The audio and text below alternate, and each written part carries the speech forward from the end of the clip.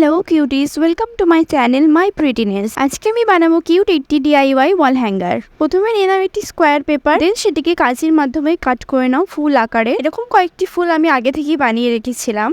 এবারে নিয়ে নাও একটি গ্রিন শিট পেপার, যেমন ভাবে দেখতে পাচ্ছ সেইভাবে কাঁচির মাধ্যমে তোমরা কাট করে নাও। আমি এখানে একদম গ্রাস শেপে কাট করে নিয়েছি। আমি কয়েকটি পেপার আমি আগে থেকে কেটে রেখেছিলাম, আগে থেকে তৈরি করা ফুলগুলোকে গ্লুর মাধ্যমে এক এক করে অ্যাটাচ করে দেবো। এবারে নিয়ে নেবো একটি পার্পল আর ইয়েলো কালার একটি পেপার এবং সেটিকে কাঁচির মাধ্যমে কাট করে নেবো। তারপর পার্পল কালারের পেপারটির উপর ইয়েলো কালার পেপারটি গ্লুর মাধ্যমে অ্যাটাচ করে দেবো। এবারে নিয়ে নেবো একটি গ্রিন কালার পেপার এবং সেটিকে রোল করে নেবো এবং গ্রিন পেপারটিকে গ্লুর মাধ্যমে ইয়েলো এবং পার্পল পেপারটির সঙ্গে ভালোভাবে অ্যাটাচ করে নেব এবং এটি ফুলের শেপ দিয়ে দেব।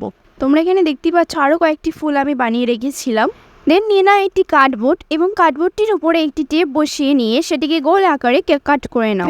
এবারে নিয়ে নাও একটি ব্ল্যাক আর্ট পেপার এবং গোল কার্ডবোর্ডটিতে গ্লু লাগিয়ে সেটিতে অ্যাটাচ করে দাও এবং এক্সট্রা পেপারটিকে কাঁচির মাধ্যমে কাট করে নাও। স্কোয়ার শেপটিকে কাঁচির মাধ্যমে কাট করে নিয়ে টিকে ভালোভাবে অ্যাটাচ করে নাও।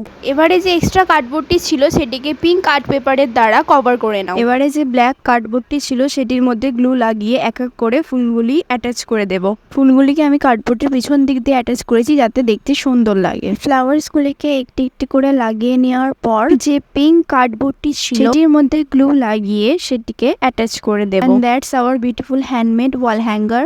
I hope you all like this. আমাদের ভিডিওটি ভালো লেগে থাকলে আমার চ্যানেলটিকে অবশ্যই সাবস্ক্রাইব করে দিও।